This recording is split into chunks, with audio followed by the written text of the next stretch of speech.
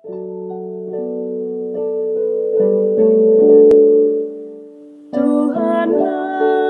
kekuatanku, Tuhanlah nyanyianku, Dialah keselamatanku. Jikalau Dia di pihakku, terhadap siapakah ku gentar? Tuhanlah kekuatanku, Tuhanlah nyanyianku, Dialah keselamatanku. Jikalau Dia di pihakku, terhadap siapakah ku gentar? Tuhanlah kekuatanku, Tuhanlah nyanyianku, Dialah keselamatanku. Jikalau Dia di pihakku, terhadap siapakah ku gentar? Tuhanlah kekuatanku, Tuhanlah nyanyianku, Dialah keselamatanku. Jikalau Dia di pihakku, terhadap siapakah ku gentar?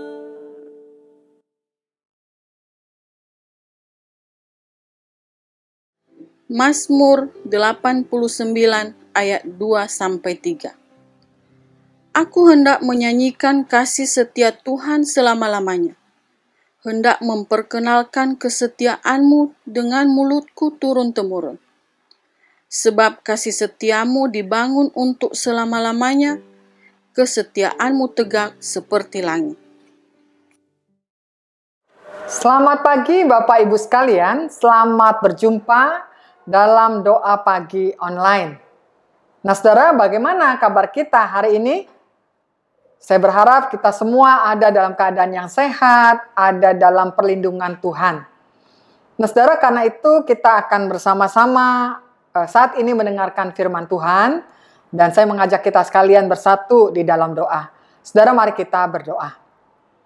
Bapa di dalam Tuhan Yesus Kristus, terima kasih untuk kekuatan, kesehatan, dan perlindungan-Mu yang senantiasa mengiringi setiap langkah hidup kami. Pagi ini kembali kami akan mendengarkan firman Tuhan, dan biarlah firman-Mu kembali menyegarkan kami, memampukan setiap kami melakukan apa yang seharusnya kami lakukan sebagai anak-anak Tuhan. Inilah seru doa kami ya Bapa, yang hanya kami naikkan di dalam nama Tuhan Yesus Kristus, Juru Selamat kami yang hidup. Amin.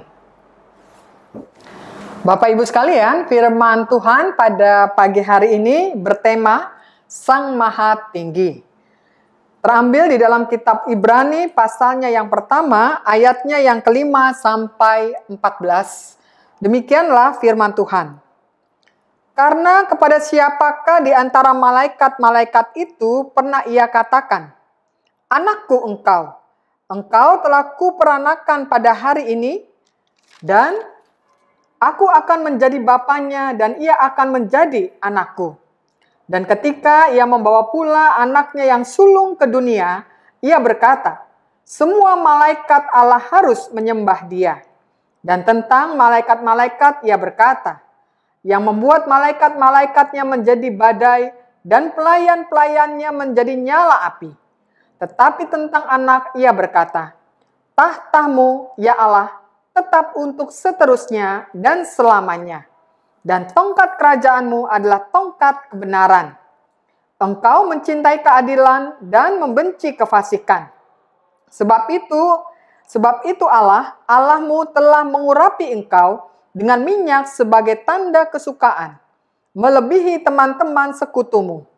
Dan pada mulanya ya Tuhan, Engkau telah meletakkan dasar bumi dan langit adalah buatan tangan-Mu. Semuanya itu akan binasa, tetapi Engkau tetap ada, dan semuanya itu akan menjadi usang seperti pakaian. Seperti jubah akan Engkau gulungkan mereka, Dan seperti persalinan mereka akan diubah, tetapi engkau tetap sama, dan tahun-tahunmu tidak berkesudahan. Dan kepada siapakah di antara malaikat itu pernah ia berkata, duduklah di sebelah kananku sampai kubuat musuh-musuhmu menjadi tumpuan kakimu? Bukankah mereka semua adalah roh-roh yang melayani, yang diutus untuk melayani mereka yang harus memperoleh keselamatan? Saudara, sampai demikian jauh pembacaan kita, tentu yang berbahagia adalah kita yang mendengarkan firman Tuhan serta memeliharanya. Saudara, pembacaan kita ini, dalam perikop kita ini banyak berbicara tentang malaikat. Padahal kalau kita perhatikan banyak khotbah yang kayaknya jarang bicara tentang malaikat. Tetapi lewat surat Ibrani inilah kita bisa melihat sedikit banyak siapa sebenarnya malaikat itu. Saudara, malaikat di dalam bahasa Ibraninya itu adalah malah, atau di dalam bahasa Yunaninya itu adalah angelos, yang artinya adalah makhluk sorgawi atau juga artinya utusan. Nah, secara malaikat ini dalam perwujudannya mereka adalah ada di dalam satu sidang ilahi. Ya. Mereka memang hidup dekat dengan Allah. Nah, wujud dari malaikat ini secara kalau kita perhatikan dalam perikop-perikop lain juga, kita akan melihat di sana bahwa malaikat itu ada yang wujudnya seperti manusia yang memakai bersayap dan juga bercahaya. Tetapi di lain tempat juga kita bisa menemukan malaikat-malaikat yang tidak bersayap ataupun juga tidak bercahaya. Nah, apa sih sebenarnya peran malaikat dalam kehidupan umat? Saudara, di dalam Alkitab banyak sekali kita temukan peran-peran malaikat untuk menolong umat Tuhan. Misalnya ketika peristiwa Lot dan keluarganya ada dalam bahaya di kota Sodom, maka para malaikat itulah yang membawa mereka, menuntun mereka keluar dari kota Sodom. Atau ketika Daniel dilemparkan ke gua singa, maka di sana kita melihat juga Allah mengirim malaikat untuk menutup mulut-mulut singa itu.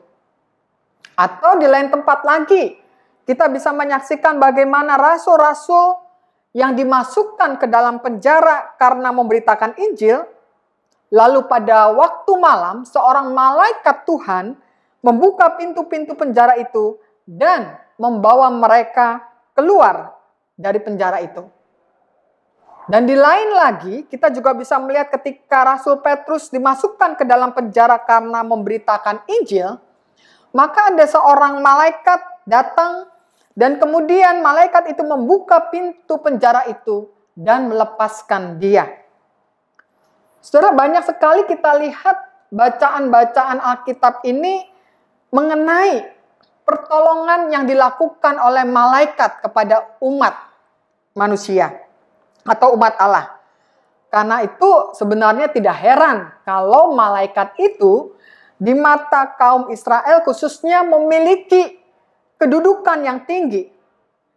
Para malaikat ini adalah anggota sidang ilahi dan makhluk sorgawi. Mereka adalah pembawa berita atau sabda Allah kepada manusia. Mereka juga adalah pelayan-pelayan Allah serta menjadi pelaksana dari kehendak Allah. Dan bahkan mereka juga bertindak atas nama Allah. Dan para malaikat itu tahu juga tentang semua rencana dan juga keputusan Allah atas dunia dan juga manusia. Sebab sebagai anggota sidang ilahi, maka para malaikat ini juga sering dilibatkan dalam rencana-rencana dan juga keputusan Allah. Nah, saudara, kita juga bisa melihat bahwa tidak semua orang itu yang mampu melihat malaikat. Hanya orang-orang tertentu yang memang mendapatkan keistimewaan berupa misalnya kunjungan malaikat dalam kehidupan mereka untuk membawa pesan khusus kepada mereka. Misalnya ketika kita ingat Yusuf dan Maria, begitu ya, bagaimana mereka mendapatkan pesan dari Allah lewat malaikat. Nah, disinilah saudara kita boleh melihat bagaimana justru di dalam kitab Ibrani ini ditegaskan bahwa sebenarnya walaupun malaikat itu punya peran begitu banyak menolong umat Tuhan dan perannya itu begitu luar biasa, tetapi di surat Ibrani ini mau ditegaskan bahwa jangan kita menempatkan malaikat itu begitu terlalu tingginya. Kenapa? Karena sesungguhnya yang maha tinggi itu adalah Yesus Kristus sendiri. Yesus Kristus itu lebih tinggi dari para nabi dan juga para malaikat. Karena itu kalau kita saja bisa misalnya menghormati para nabi, menghormati malaikat, nah seharusnya kita harus lebih dan lebih lagi menghormati Allah di dalam kehidupan kita. Selain itu, kita juga bisa melihat bagaimana sesungguhnya kedudukan Yesus Kristus itu sangat penting. Posisi Yesus itu sangat istimewa di dalam kehidupan ini, karena dialah yang menciptakan dunia ini. Kedudukan dan fungsi dari malaikat inilah yang kemudian membuat orang-orang tertentu menganggap malaikat itu seakan-akan lebih tinggi dari Yesus. Dan di dalam surat Ibrani inilah kita boleh melihat bagaimana surat Ibrani memperjelas bahwa sesungguhnya Yesuslah yang lebih tinggi dari malaikat. Di dalam ayat kelima diungkapkan bahwa Yesus itu adalah disebut sebagai anak Allah. Tetapi para malaikat sebenarnya hanya pelayan-pelayan Allah. Yesus tidak pernah menyembah malaikat, tetapi malaikatlah yang menyembah Yesus. Ada malaikat yang membangkang dalam pelayanannya kepada Allah. Tetapi Yesus sebagai anak Allah adalah anak yang taat akan kedudukannya dan tahtanya sebagai raja yang memegang tongkat kerajaan dan memerintah dengan keadilan dan kebenaran untuk selama-lamanya. Malaikat berperan mulai dari zaman perjanjian lama sampai kenaikan Yesus Kristus ke sorga. Tapi selebihnya, kalau kita lihat, Yesus Kristus justru menjadi Kristus yang berperan di dalam kehidupan manusia sampai ia datang kembali. Ia berperan di dalam kehidupan manusia melalui Roh Kudus yang diam di dalam hati kita. Nah, dari penjelasan inilah jelas bahwa Allah kita di dalam Yesus Kristus, dialah Sang Maha Tinggi yang melampaui apapun juga, termasuk di dalamnya malaikat. Sehingga sikap iman kita juga harus menunjukkan rasa hormat yang tinggi kepada Allah. Nah, karena itu bagaimana hal ini bisa kita terapkan dalam kehidupan kita sehari-hari, khususnya di masa-masa pandemi ini? Kalau menurut saya ada 3 hal yang bisa kita lakukan terkait ketika kita belajar dari perikop ini. Pertama adalah kalau kita menganggap Yesus Kristus itu sebagai Allah Sang Maha Tinggi, maka seharusnya lah kita hidup menjadi orang-orang percaya yang mempercayakan seluruh hidup kita hanya kepada Allah. Bahwa hanya Allah di dalam Yesus Kristuslah yang mampu menyelamatkan kita, menjaga kehidupan kita, dan juga kita diajar untuk mengandalkannya melalui kuasa kasih-Nya. Itu yang pertama. Lalu yang kedua ini juga penting saudara. Tunjukkanlah rasa hormat kita dalam seluruh hidup kita, dalam seluruh ibadah yang kita lakukan. Misalnya saudara, ketika kita beribadah di masa-masa pandemi sekarang ini secara online begitu ya.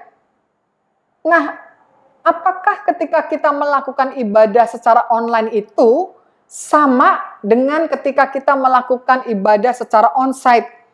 Ketika kita bangun pagi-pagi, mempersiapkan diri dengan mandi yang bersih, memakai baju yang rapi, bersolek, dan mempersiapkan segala sesuatunya untuk beribadah. Apakah di dalam masa-masa pandemi ini kita melakukan hal yang sama?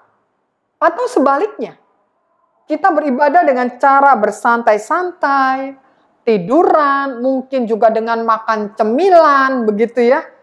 Karena kita menganggap, nggak ketahuan pendeta ini, nggak ada penatua ini, orang saya di rumah sendiri kok, saya boleh bebas-bebas saja kalau begitu.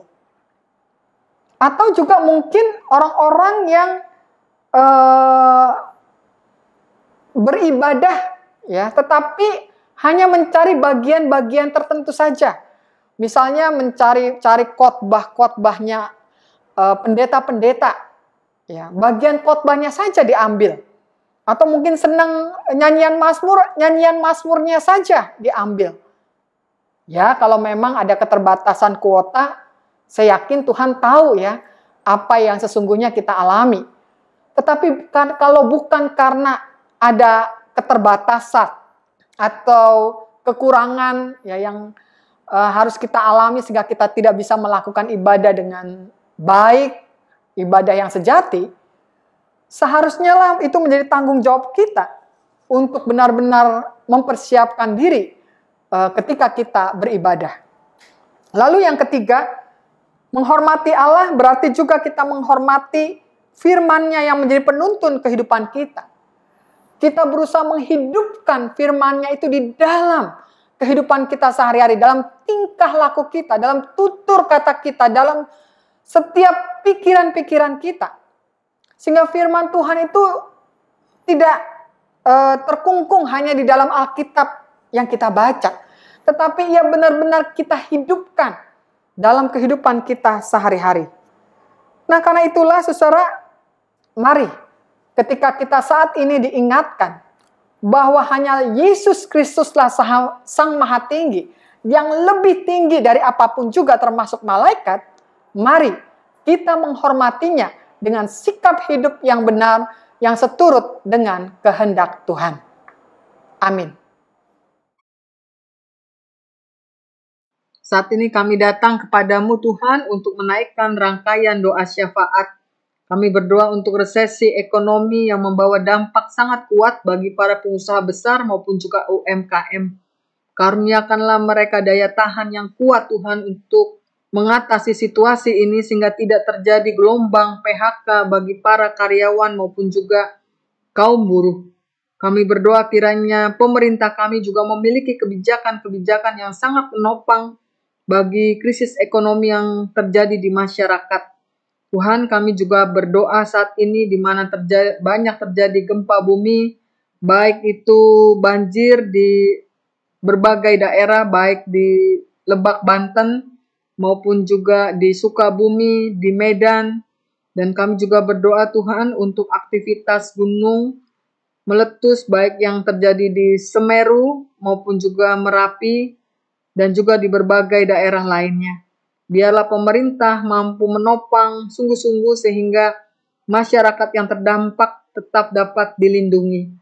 Tuhan, kami juga ingin berdoa bagi Lembaga Alkitab Indonesia di dalam menyebarkan kabar baik bagi saudara kami yang ada di pedalaman, agar mereka juga boleh mengenal Yesus Kristus sebagai Sang Juru Selamat mereka.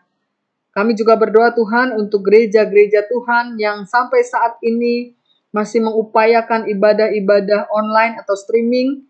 Biarlah melalui ibadah itu umat tetap dikuatkan imannya, mampu mengatasi berbagai pergumulan-pergumulan mereka di saat-saat sulit masa pandemi ini. Kami juga berdoa Tuhan untuk para orang tua yang harus mendampingi anak-anak mereka dalam studi. Berikanlah kesabaran, hikmat, dan kemampuan membimbing anak-anak mereka, sehingga anak-anak tetap bersemangat walaupun mereka harus belajar secara online. Kami juga berdoa Tuhan untuk gereja dengan persiapan Advent Natal yang masih berlangsung. Biarlah Tuhan memakai panitia Hari Raya Gerejawi di dalam mempersiapkannya sehingga nanti pada tanggal 24 malam Natal maupun juga tanggal 25 dan juga tanggal 31 dan 1 Januari, umat benar-benar merasakan kekuatan di dalam mereka mengikuti ibadah-ibadah tersebut. Kami juga berdoa Tuhan, biarlah Tuhan memberikan karunia hikmat kepada majelis jemaat di dalam mempersiapkan program kerja dan juga pencalonan penatua. Dan biarlah seluruh kegiatan-kegiatan gereja tetap boleh berjalan walaupun kami ada di masa-masa pandemi yang sulit ini. Terima kasih Tuhan untuk segala hal yang Engkau boleh karuniakan di dalam perjalanan hidup kami. Baik secara gereja, pribadi lepas pribadi maupun juga masyarakat. Terima kasih atas segala sesuatunya. Inilah seluruh doa kami yang hanya kami naikkan di dalam nama Tuhan Yesus Kristus. Amin.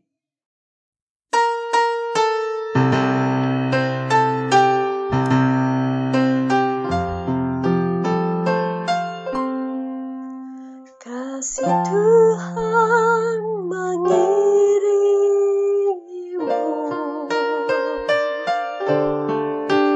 dan sayapnya melindungimu.